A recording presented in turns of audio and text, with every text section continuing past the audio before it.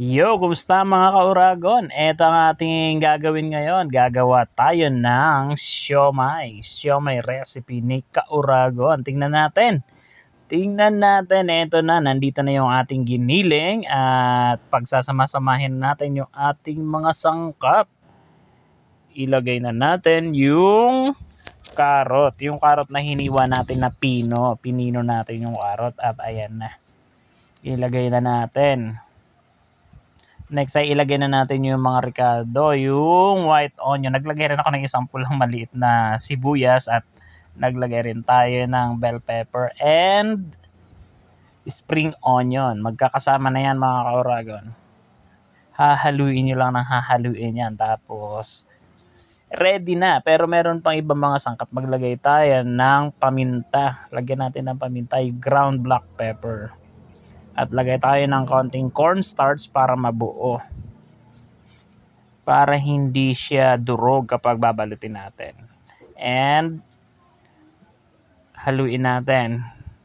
Dapat dire-diretso na kaya lang pahalo ng halo to si kauragon nyo. Dapat pinagsasama-sama na agad, diba? Halo ng halo. Sinisipag maghalo. Ilagay naman natin yung itlog. Medyo maliit yung itlog kaya dalawa yung nilagay ko. Nasobrahan naman. Magdagdag na lang tayo ng konting breadcrumbs. Pwede naman kahit breadcrumbs. Magdagdag tayo. Medyo malumabnaw mga kauragon. Dapat isang itlog lang kaya lang maliit. Kaya ginawa nating dalawa. So, eto na. Halo.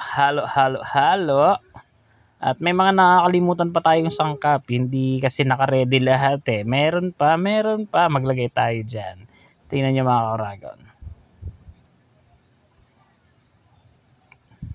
Yung bell pepper pala, optional lang yun ha. Ito, naglagay tayo ng konting breadcrumbs. Pwede naman yung breadcrumbs. Or kung gusto nyo, cornstarch ulit. Pwede naman. Or harina kung wala kayong cornstarch. So, kinamay ko na kasi mas mamimix yan kapag kinakamay. Naghugas naman ako mga kauragon. Kaya ligtas yan. So, eto na.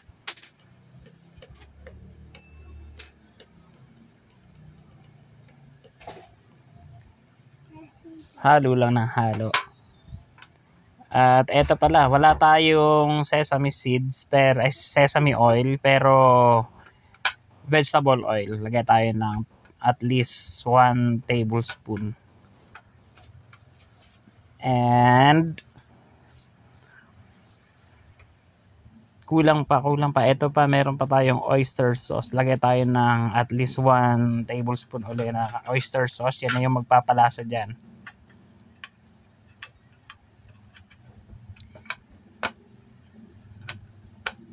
So, ready na. Nakahalo na.